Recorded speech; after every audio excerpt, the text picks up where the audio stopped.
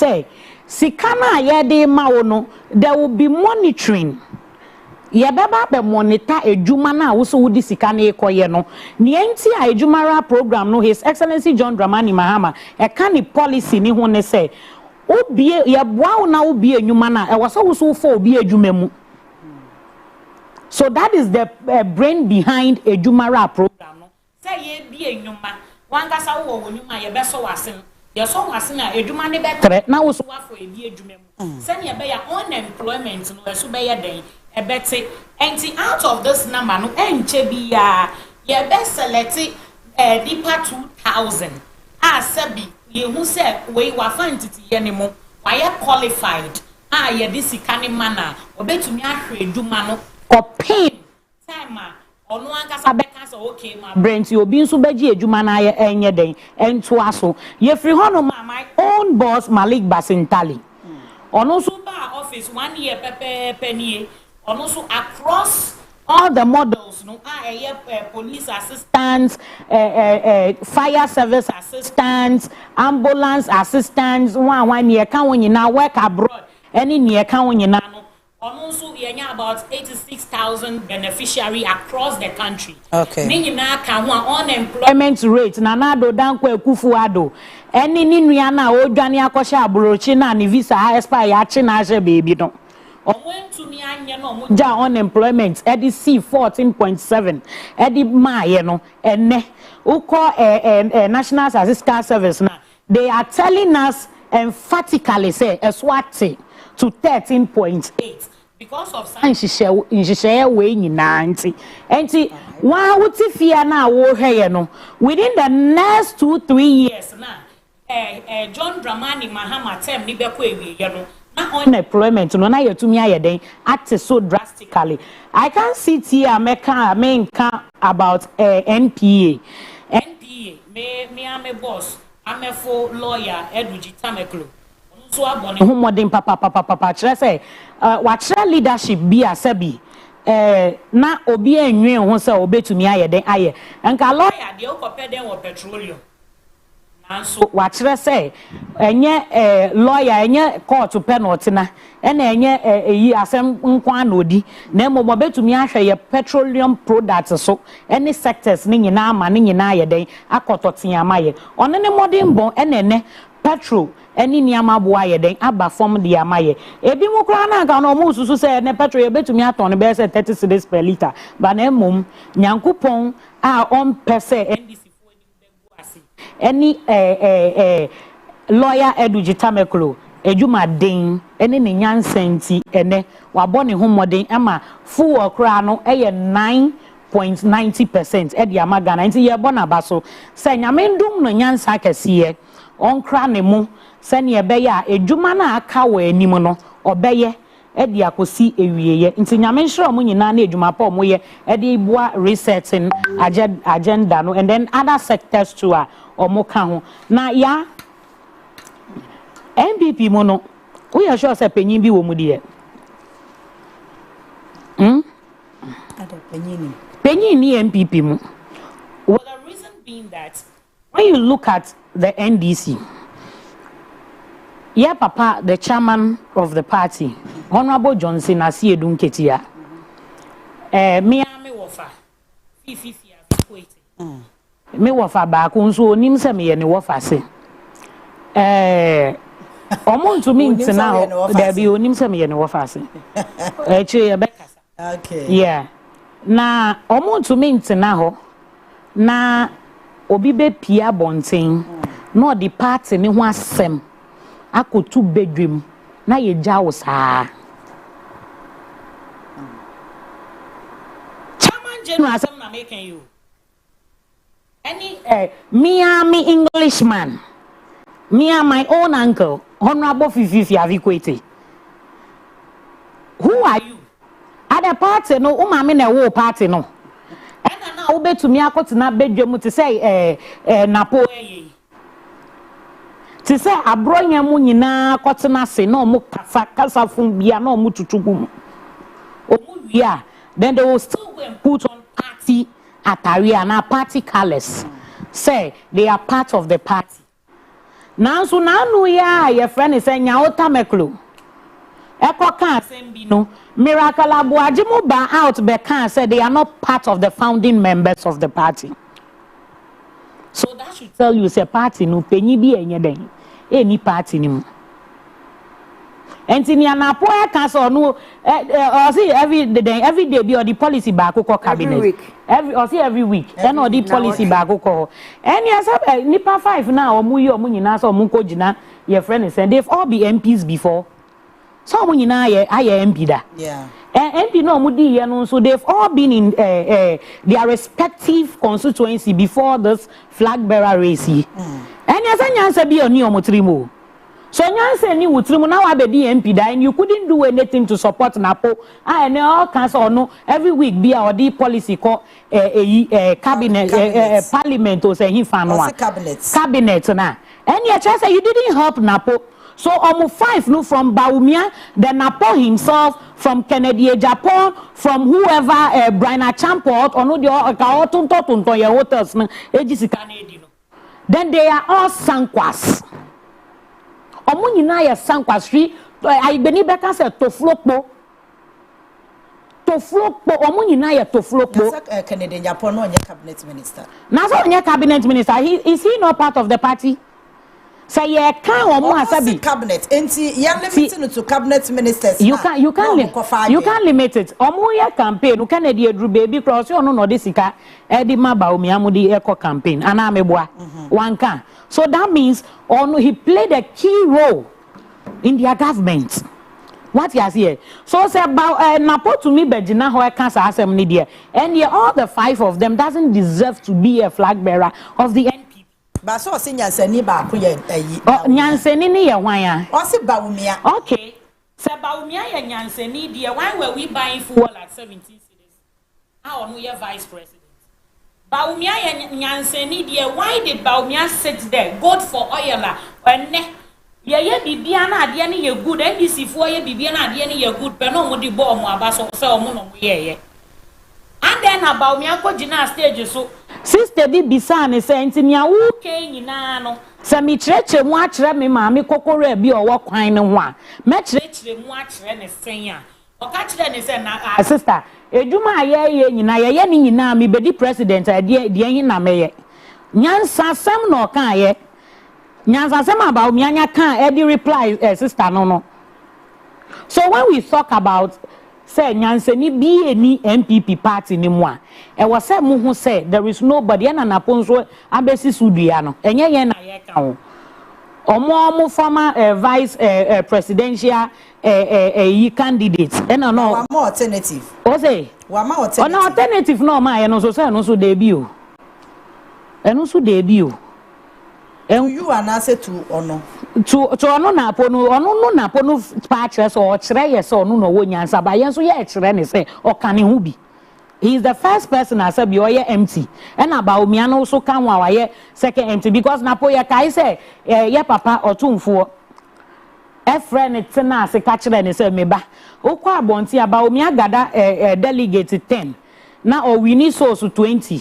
Na 20 no baby to mo say yebeto ama your friend is about me no napo no akoskata enti ono napo na nkasa na waso mike mo ye campaign ama about me no wanhwe ya ba me we ni wi ya be dropping as vice president no ya be dropping no oh you market somewhere ya be dropping napo na nkasa because ne kasa nye e na panyi bi eni party ni mo be friend na etu nifu. So you better drop in up, me na me catch your market somewhere. By a dropping in we a buffo beba. A honor buffo ni by yen no ya bedge no na ya packaging ye. But I say a better ya packaging up ye. Ya better than senya ye kasa, ye political talk. Ya better than senya ujina stage so now I den wakasa. Because ni o ye dear sabi, penny ko bedwe mu a, so senya o ye den o kasa. Enti when you have caused the problems in the party we 5 ni nyina omoko presidential in no mo nyina cause problem na e wo party ni muzisia na ye remedy a mo nkofo obi obekere mo remedy nso na mo akofa napo yare na mo create da MPP party ni mo no na ye remedy e dia ma yare na mo akofa na ponso obese yade no che say yare no hye yare ni mu kena e de amamo. So how do we even solve the issues in the party? All right. Yeah. Issues no more solving the same. Now when these things we've faced this before, NDC are facing similar issues before. 2016, you free power no, you see way can be na your core opposition. You see way can be na your core opposition. Now dear bakwa, we need to be careful about as politicians. Me say, muko opposition na. Ehon na ube ho say we na anya na edwuma yie. E na we nso na anya na edwuma yie. Ba muso bi nka wo say ubeba out boldly. Abe pointed sa nipa no. Ukasa by heart kire nipa ni wie emre bi bedu a ubehia sa nipa no. So how are you going to amend the bridges? Okay. Anti-political talk there. Oh, can both parties. I was so we are then. We are very careful because you might be needing nipa na. Unya ni kasetia on the campaign trail no. You might be needing Sanipano to be your vice and your vote ni be then but we will not wish the NPP say be being two on Saturday. We are going to support them as a party because police for I think the IGP has come out boldly to say they are providing a number of police people for them at the various polling stations. Send ye beya about one be cost free and fair. But yenim ena MPP fo nankasa so nim say baumia de ye be chinchi Kennedy nsanse ti say na eda na omko sign the peace patch no o si baby a me sign na obi akosign na we mu wo di IMF document you see the omko China akojisika na ye the document about 120 pages said the abegu o menima they will not even read but they will sign say no mu ye no omko fa ECG adjustment eyi edi breye because they didn't read through the documents. And almost sign yet. Almost sign we for every 3 months be I was almost to prepaid mu edi my Ghana has say. Now after the one say chia be catch say no mo no mo ye. Na mo ma de ye di sim when mu ankan. Mo kra typical example where peace part na mo ko sign na no. Because you couldn't even read through where you were supposed to sign. Anyway, almost baby oma Ghana for mo akonya na MPP saba be rule country we bioma they will go to China and go and take loans your mom documents now they will not read they will just sign say bia ya beton mu nyina wa Ghana ejisika no kra ya tro wo mu no mo sign uti ho na ya be kukuru say naponi baumia ni MPP fo aton wonti ya be fa wa akọ China enti monhwe yie but 31st indeed year we know that Baumia is going to win the election and we'll make sure as NDC party say any Ghana for nyina di omotuma bebo NDC for di ano say ye be beating in 2028 ye be beating a kama ankasa and we'll show him say we want to retire him as a politician he should join the NDC by the route no that is Baumia's route he should come back to NDC and then politics is all about branding Akufo-Addo 20 your friend is saying 12 Obaa Yaa no they didn't brand him well but omo de ni koya sa de ni back biom 2016 and they branded him they sold him to us omo branding ni ye kama and omo ton e ma Ghana for and a Ghana for toy afa branding ni eye say fade no and a ye hu ne so ne ban a oye enti ye ne as for Baumia they've branded him already they've branded him say he doesn't know anything he is an empty vessel he is an expired product and we all know and to move on one expired product no move on one amre ye pay ade Kennedy nso ono so yo bi a odidi matem bedwemu no de esi ho na me meti we me no ye party back na ubie wa no na aka che me say gift ye sebio upioto kese o pant kese na daachi wo hia me say me be ye campaign ma wa meba.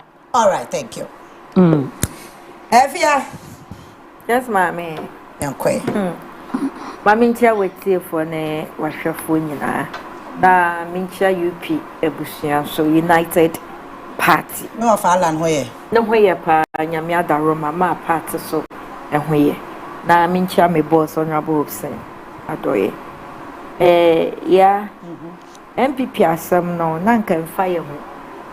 Ba ye Ghana for ye say ye can be.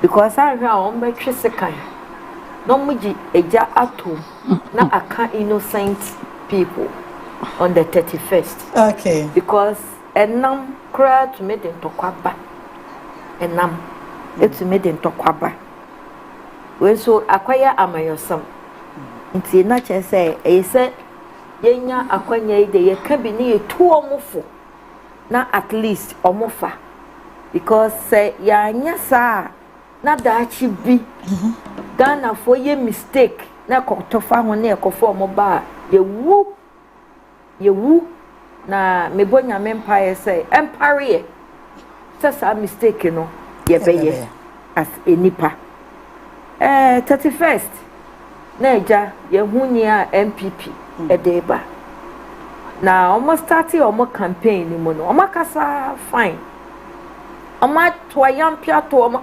abom ho fine ni nyina mekasa ya eye because ebie ni ama ye hu MPP na ye ni mo no ni abeye sisi a ama ye hu the kind of people MPP is made up of right now and ama ye hu what they are capable of doing when they get power again.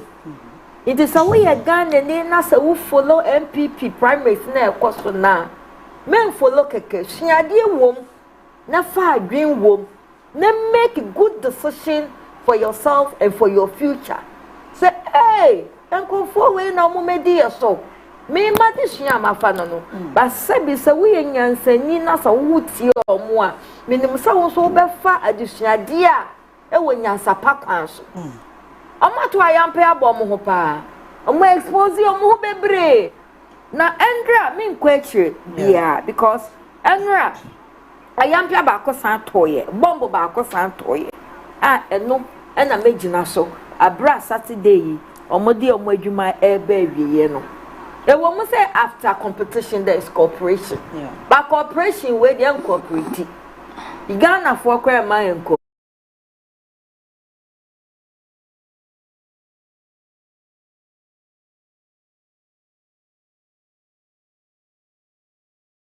good years every week bia no ono napo e the policy call or the kwaya na afi o ma yedai o ma brɛ no na me fi say na onko no aka na sama campaign ni hu na waka bibio afa good thing afa no nti omo brɛ wo no policy na ekosi sei na che say ya bro policy no emfa kwam nti o wie ye no no atom ne ho na ebi ka bi no mo say ohun nyansani a for the past 7.5 years akwa cabinet no nyansani a o hot se Mahmoud Bawumiada ohun bi da na cha so no na po ne kra sebi wajimi onye nyansani ono na odi no watemu no mi ne policy odi ko ye nyina afi na mati adekwati ase a kama dum so yi ni taye ko bisa na so mo amunya mo timetable okay mekai ono na kai na cha se na sebi jimi o jimi wo cabinet ho de na nyasem ketwa ne policy ba ko odi ko ye nyina mo afa ba kokra because na nyansani ba ko pe na wo ho and this cabinet was made up of ministers mo kwadwe Oban Ghana including the president na pwede na nakufado atem we did not complete way wa Antoine Fachen o sese bi nanado ti se ne tie ni nyina ne brofo ka hrohro nyina sana ye sankwas hwini nya sabaku bi enim nanado eka cabinet ho oka ho okotena ho bi as the president of Ghana where de bia ya ye ka say a time will come enye say time will come but emre na ba MPP ama ye hu say nanado wanye hre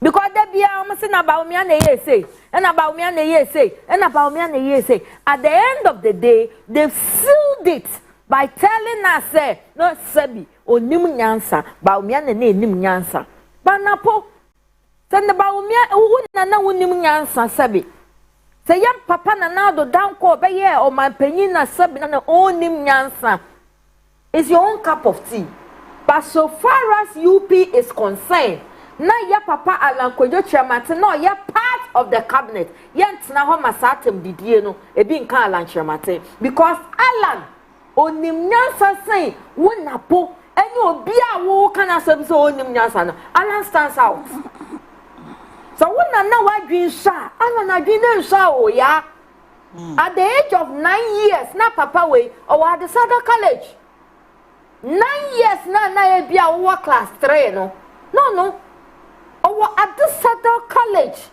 obi be bisa so wan kwa primary na wan kwa nursery na si den odu wo. That should tell you the kind of manner Alan Kojochemate here.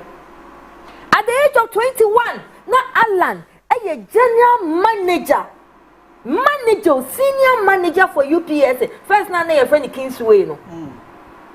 Alan Kojochemate, and through this man, yeah, assemble cast our Ghana. Wow, because a wound him sasem way, no. Not just one cause I won't follow politics. Alan Kojochemate no drafty Africa free Africa intercontinental trade. Edema the whole Africa. Alan, the same Alan Kojochemate 1994. Tama Nelson Mandela epenipa 7 from the whole world. No ni omatena se. Na wetiti omanu asem na wafa aba efri media put South Africa no. Na Alan ka ho. O invite omo no. O invite Alan ka ho. Napo bawomia omampanyi be na invite o sabra ye toto no ma bi sanya me fa so abebu oman da ebi see da it is a kasa ye napo because Alan was then part of the cabinet. Alan Kojochemate wakai time amaka say ye nkwa IMF na ye koye ye nya be jonkuma wanya ni ba bi ko no say ye nkwa IMF na ye koye. They couldn't come out and defend the reason why and the necessity until adequate yakwa IMF at this question. To me, it took Alan Kojochemate Kotra Metro TV. You know, church you say it. Edu obi an cafe. Obi an kamwe. It is enne to walk wasama. Ye Alan free because Alan dear. Nyansa woni trimo no ya so omo ye omo no maye na Alan eguso wo party ni mu a enkasa humiliating defeat no enka omo asafa because there was a time Nanado made the statement say baby okwa campaign bia no na Alan di nachi. There was a time Nanado ekogina akuapem ka say na 1D 1F mu fi say yen to me nye.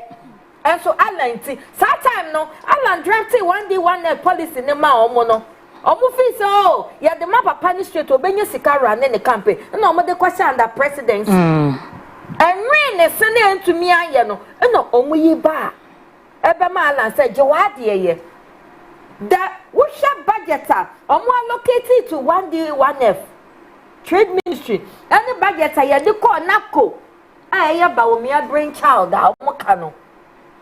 Oh yes, our budget no. Any budget sika, Alan made good use of it. Or to me the project 1D never.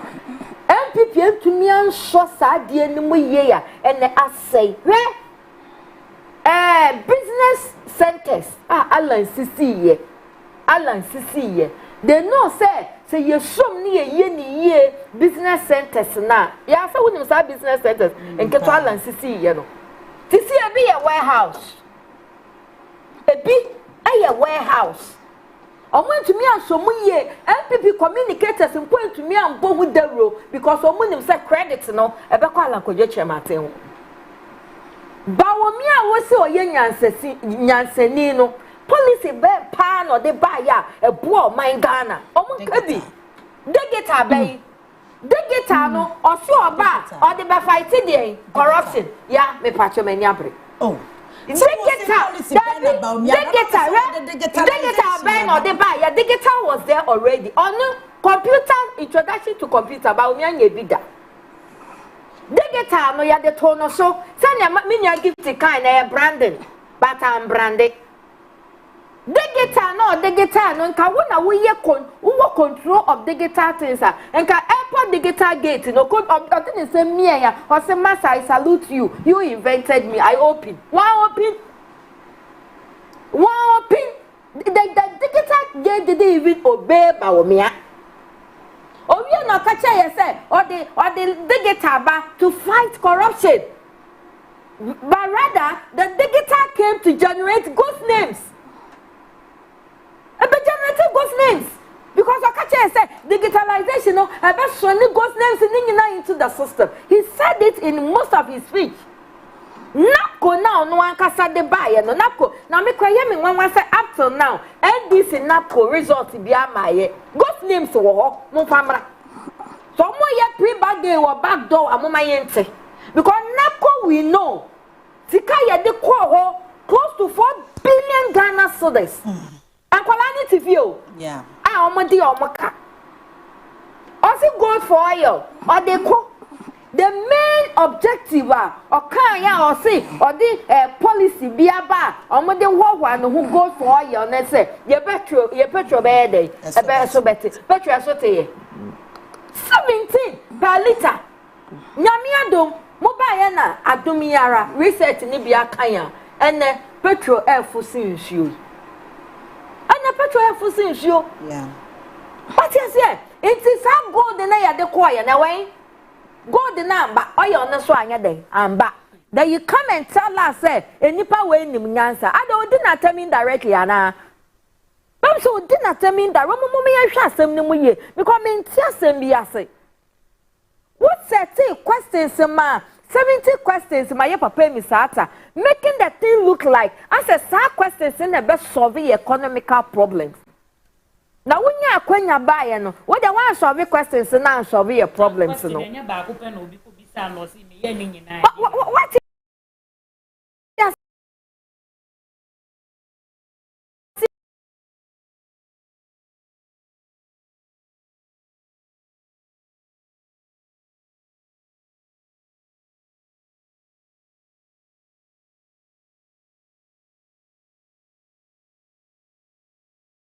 Another day when it didn't be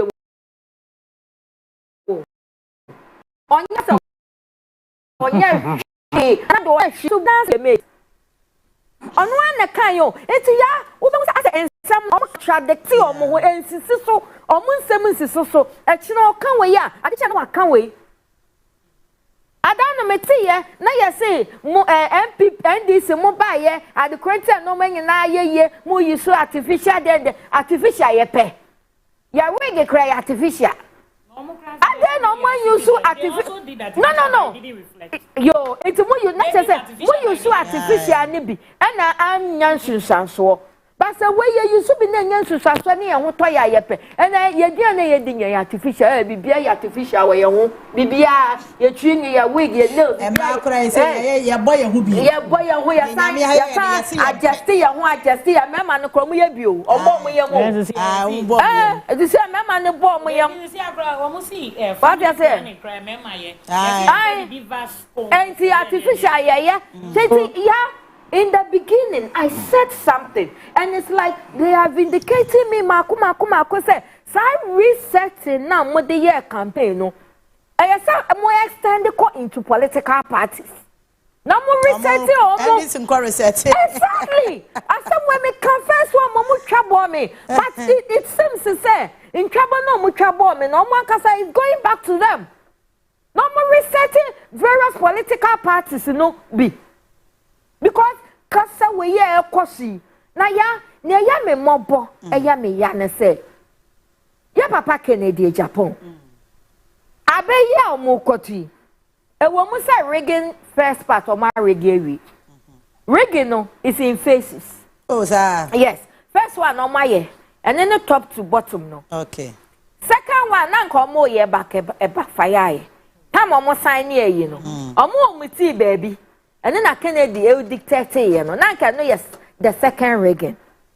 The third Reagan no, I think say the first Reagan on my top to bottom so they maintain the old album. Yeah. So it's the first Reagan. The second Reagan and now the third and the final Reagan ebesi D-Day. Ebesi D-Day. Kennedy for muntie me na muntie me ye. Mamunt na ho idol. Say ya upon the first Reagan on my yempono. Say abano omoto ne fenchem Kennedy befa so omoto ne fenchem say yakoto ye kan ye manipulate her Kennedy will take it hands down but our intelligence any near yanso ye hwehwe yatete allegedly say Kennedy for man biemwani they want to humiliate Kennedy omo pese omo ye Kennedy say asa ono de onye relevant wo party ni mu asa ono de say ye kan party for mpe no asa sa tactics na nko de ala kodwo tremati famu no omo pese omo de Kennedy famu na if you akra dia no kasa abresi oh mpacho oya see ni ntima me ni support me ni vote bi ama no emfa me ho but let me use my assay capacity to support my brother. It's not so supporting if I'm be chim inside you I omo be you batuntie me can't esia man ka say yanka enti ye de ne ye hu allegedly no secondly any under ho ye be kind vote ama other candidates na the vote na so what say who high sense ekra be fa no ho esu beti hu na yanka say ye kan so anyway enti ya besre kind for mama mani na ho papa because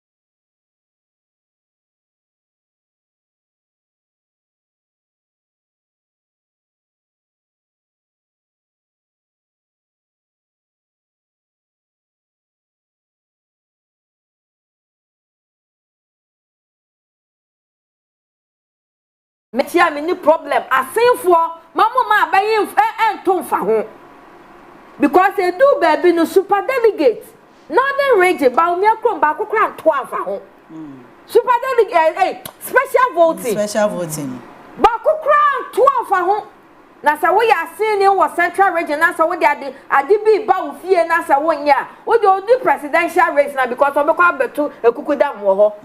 And presidential race, you know, you pay the best out of the best. And me did say, Kennedy, you were the best, you know, Allah, and this in your mother, Baba, you know, or no, so Bekawa, why the best. Among MPP, the best, you know, Kennedy, it's not Baumia. It's not Baumia. It's you pay the best out of the best to meet the best for the final finale. It is central for. Modia mama the best ni be every home meka the best no ho keke and me dem anu si ya me patcho last one napo ya see omo de nanado e de ba omi akoy o de no kwa hen 3 times or say 2 times no mu nim no mo drop napo because napo me nim saka so o kasa nyina no o bo ne running mate ho by which napo I no drop bro me who say edu chuma starting lobby for running mate ya unwi mahu wahu I was still on rejected what you say officer na just on ko nim say ware so bare no say on your running mate ope iti edu chuma starting lobby for running mate iti mama enya o madwin so mo ko drop na po yempene asante fo yempene na pa na epe so mu wie mu ma ken na se ba wo mi aba na pa na epe me kwa me campaign ama no afi no na be choose running mate ama na mo drop no na do e de wo ko ya ada na wo ya ko drop bi o be drop ada na wo dia wo ko drop ade ye de ye wa nya wo de me fa nya obi by force running mate say they want to be that allow me to breathe make allow me to breathe because as is obvious.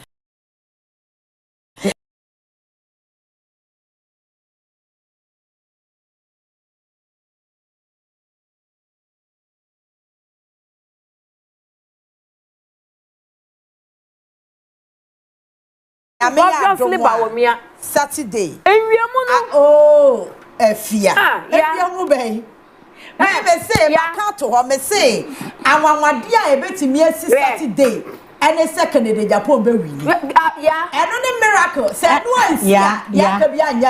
Me prophet. And I mean yes of mommy. Me nyame nkwa de nyame de me handkerchief na me to me wave no.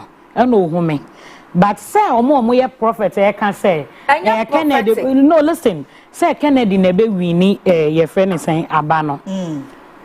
She nyankopon onya alatani o. Nyankopon onya alatani. Omo awie. Ade no omo awie aba na awie amaba. You see ye tu ade no background. What you see? Ya tu aba no every bibia betumi esi about me anu you have ordained. Oh. Omo ko na say in the beginning. Oh hu say omo kikam ye omo so kikam bi. Oh. Na say project ade here the thing is obvious about me omo di ade na ma ba omi awie. So what is your issue? Because all the NPP mechanism for na e na chini nyina say we omo di amana Kennedy Brayuki Mame demolition exercise. No, listen. When we are talking about, you mentioned something, digitalization, say about me and the buy. And then, also policy, and I'm so okay, say, or the very well. On him say, and yeah, Google map here, yeah, dear boat to Kurano. One hey, now we are driver, now person use go now, but me I can't so no be complete. Me asi o sa contract no ono no be complete sa go contract no Ghana ase na uwia na wonu say drume bi ka na o man numbers for houses sa nia ma so ono no be wie ye na sa de no nim so mo enwie be se ne anso no mo free aban mo koye they didn't finish, they only chop the money obi jin hu contract no mo di ye now sa digital Google map no wan hwe ye na woni nam choko ana mamplo bi ho bebi wan hwe akosho obi dem kura ma ya bo wasom.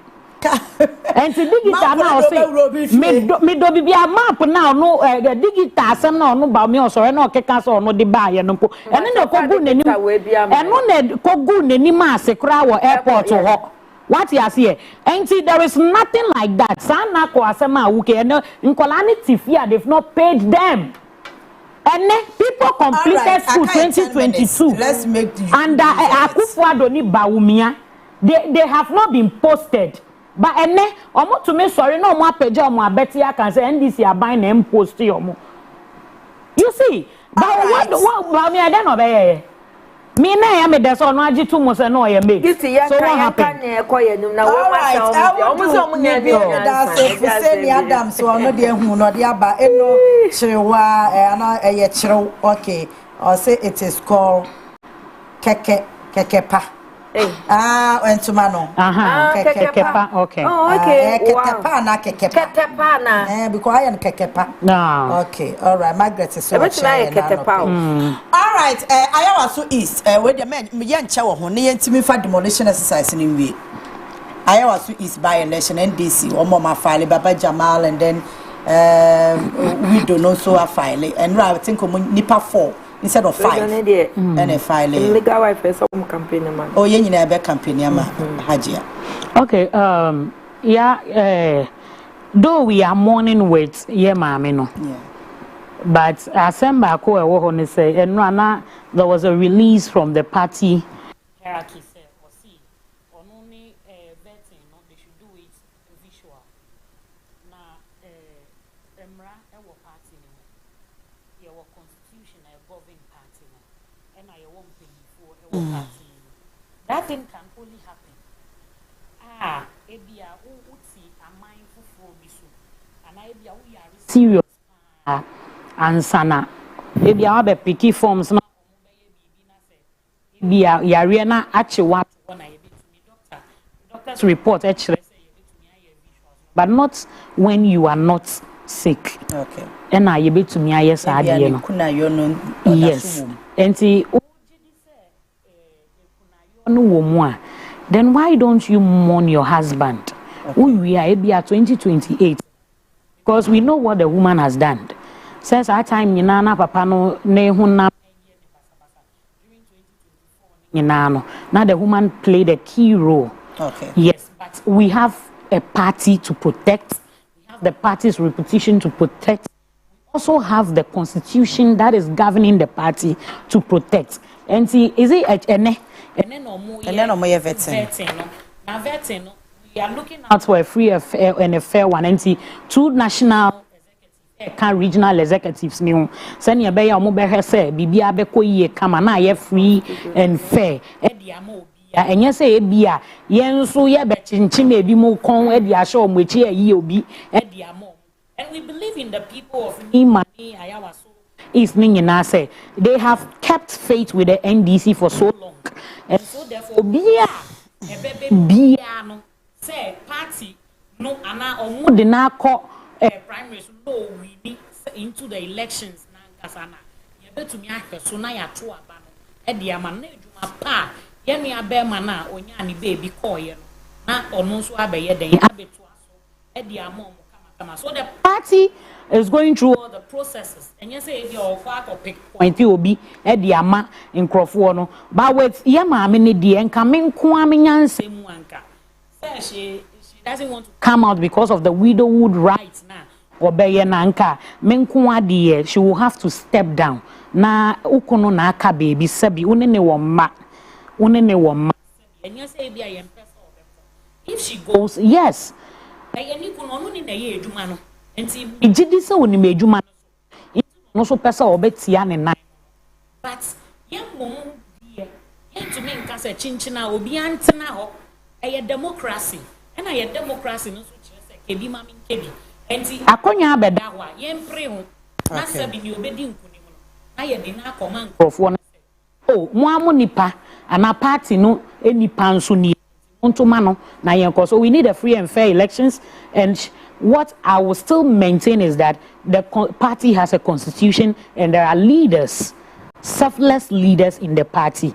Or move shall say our constitution na govern party no ebeye edwuma pepepe. By election and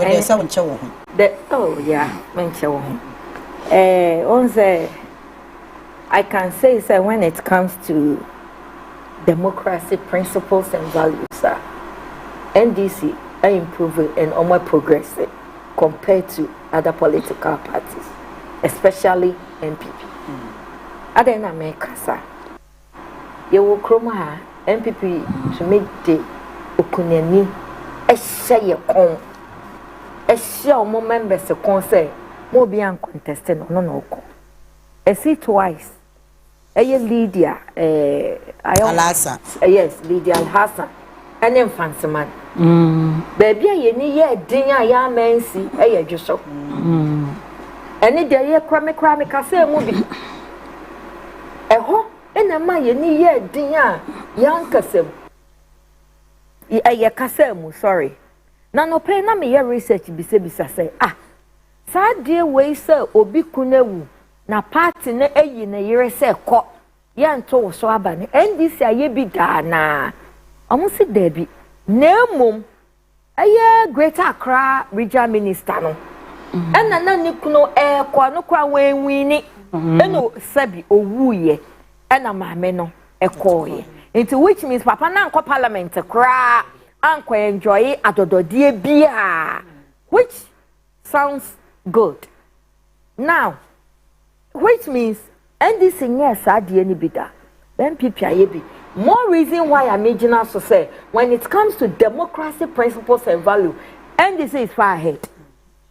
It's far ahead in terms of party constitution, party running and she say, you better to say you bid this or no, it's far ahead. Now, concerning this particular issue with the widow no by election no, I think I say. And penyufo bi ankwahye maami n'echi kanche ne se kɔ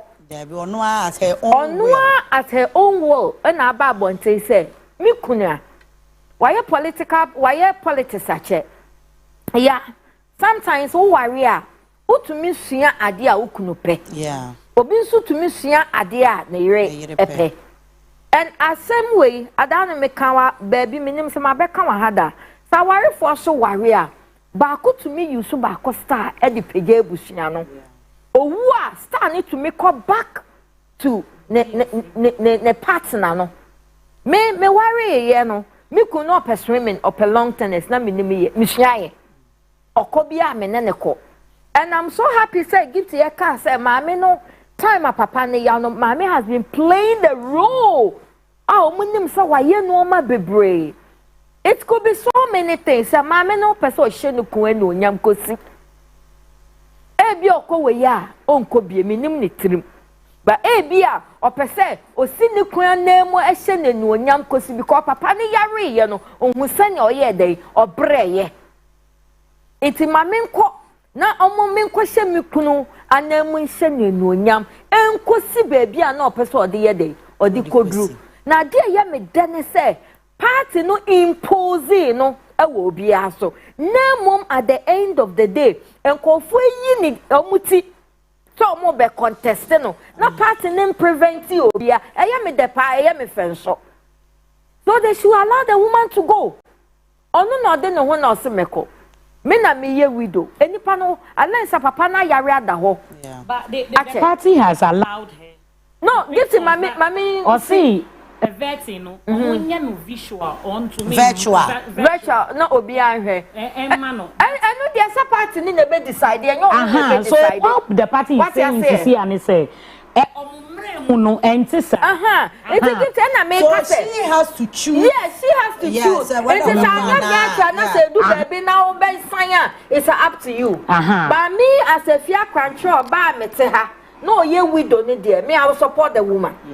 Say onko na say party ni mre mu no e favor no to me pass through the vetting. Now in the process no one feeling intimidated say oh my sister me intimate sign na so okosia me jidi say ne course 24 so beto ama wakotina ne kuan nemu but the fact say enya party ni na yi no and na so my imposing no obi so no e ho na me dey me point ni gina ye me de okay other political parties ehwe no munsia de bia yakwa yenim no ye ni pay de ye hia de ye copy classroom exams cry ye copy it is obi ye bi na set na se woni mra mu a eboa mo man ye copy maame no omo impose no eboa omo tumi gire che dendende ko convince ko fofie e ko convince ko fo pipi mu esi de bia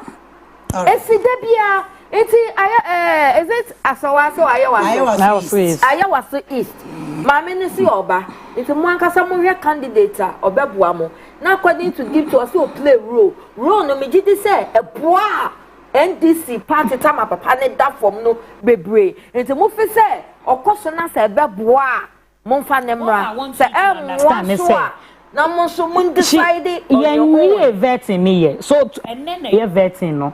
And then she is asking for vetting no as David, get it. I want me to say it will go back to her. It will go back to her. David, okay, no. She is asking say ni widowhood right ninti. Enti ebi na David vetting no. Enu nti na me so make say so ko nanim na say one feeling intimidated.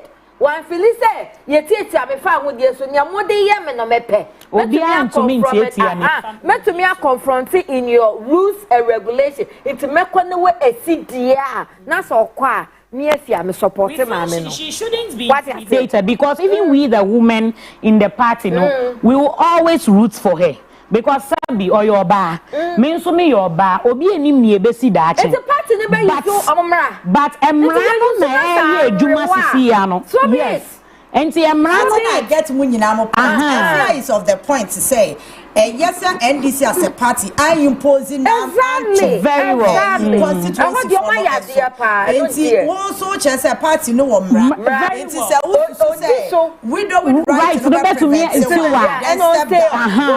prevent also then go out and go and have the vetting done you see yes thank you very much we make us a mom 2 minutes I'm ready so so demolition exercise 2 minutes in empon okay 2 minutes pa you better say pa okay 2 minutes obuanso start it what me do best okay 2 minutes me what throw we are meant to be control and that is 2 minutes me this so yeah so demolition exercise there shouldn't be any conversation building before demolition that's it there shouldn't be any building before demolition and here 1 2 here my yesi sada ni sisi wonyaya saki omo from the assembly. Yeah. They shouldn't continue their way because what causing financial loss to somebody.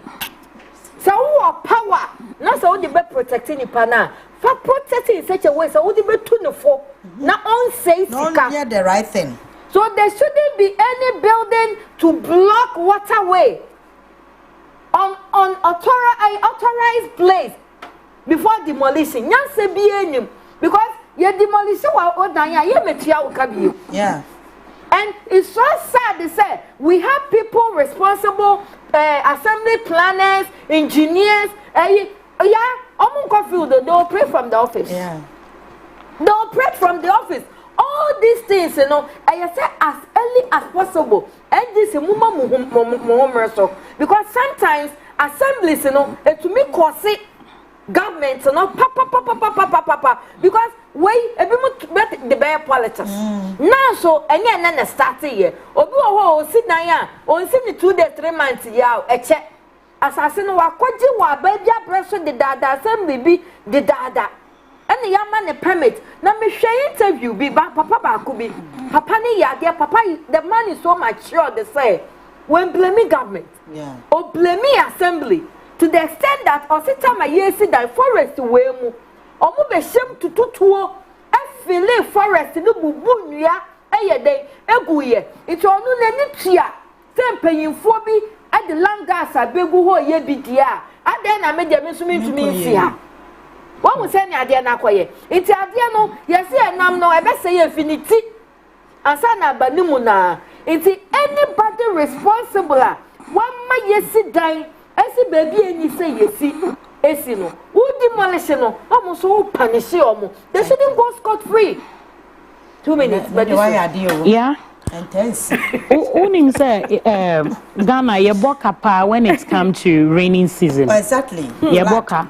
Flood na Cecilia Dapanso fa so na ono so di wi asika wo Ghana ha say allegedly let me use oh yeah yeah me pesa ade no e na Cecilia Dapanso fa so e di fa sa ye Ghana sike nanka enye boni anka utumi di Bola minister so wi sika mobo but Sansam we ya yeti ha ye ka ho asem yi. Odru me importem wo Botiano. Honoma. We have this ene so regional minister say oni MC any assembly ni nyina yes edwuma ni bi wo me honoma ye be bubu dan ni sa kopim eponemu. Me na me ka kire. Because one we don't want to do the right thing. Yeah. And then but no. See, when you do the right thing and you have peace of mind. We timemuni na emra no fi se emra anye adwuma. Na nia wo pe bia na wo beye wo man ni mu a. These are some of the things that you will be seeing. I'm out for to meet Tinasi. No mo ka se na Ghana de se emra anye adwuma. Ya me ne wo ka say wo come ho baby a me ma me te ye wo me wo Botiano ye frɛ baby chokome eja to ho enum enne e kwan ni eni ho a fire service di ne ka befa ti se nipa wu wo ho wow me ne wo ka say edan a ye si wo me ma me fie we don't even have baby a bicycle kra betumi esisa anwea afa honum because nipa bi feel say asase ne ye me dia. And you sit down here, the number of way feet was so easy one or see my close you don't have the right because me na the better as I see one crying for an you don't have the right.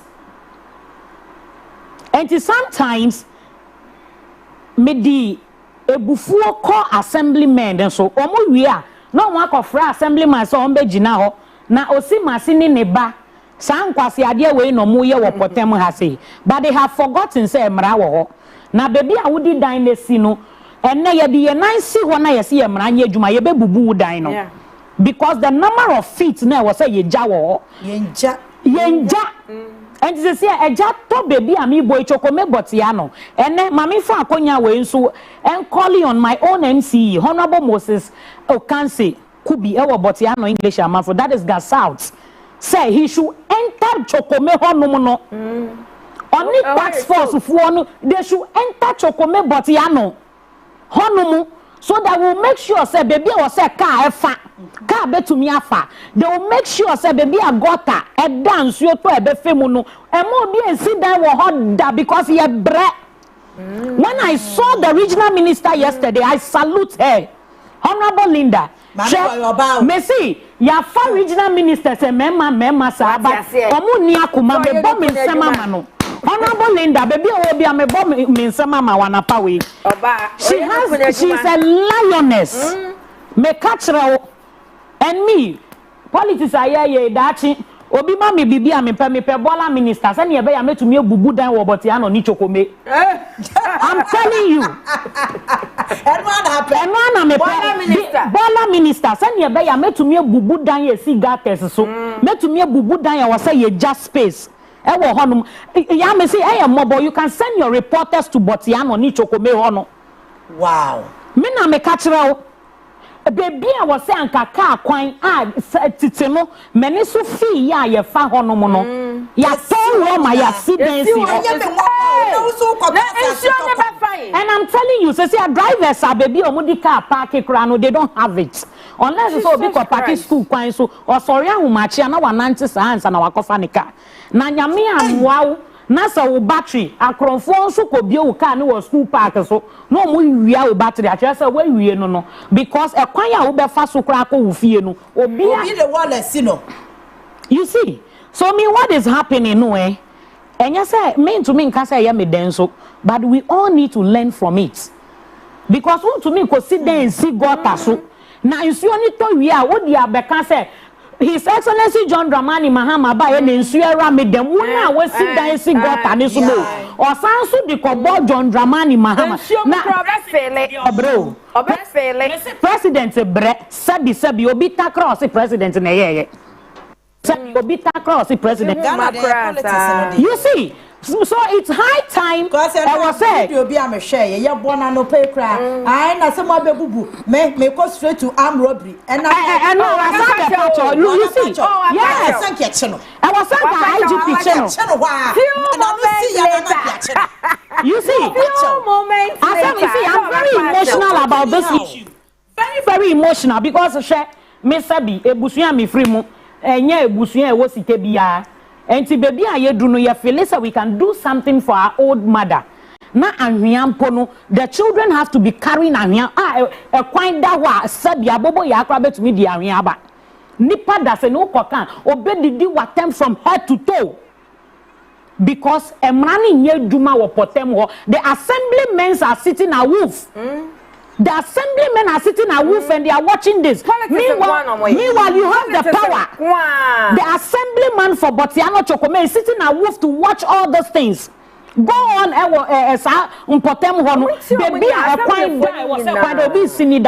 put the person right. That is why you were elected as an assemblyman. Said, Niama we Koswa, Ubehe.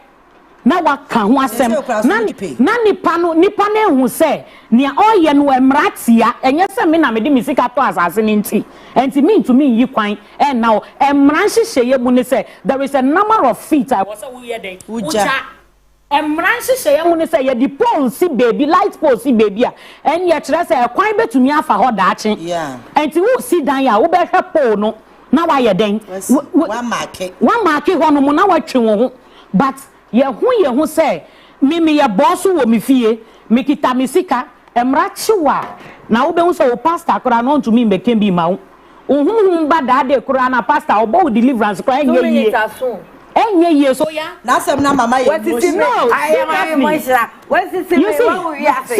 what is going on hey regional minister me no be call lunch why yo and I'm not going to be very important. Honorable Ayalinda Okulunyamishra, I think said we are going to support you for you to do more. And I was some and we spoke on it. Yakasa on one say,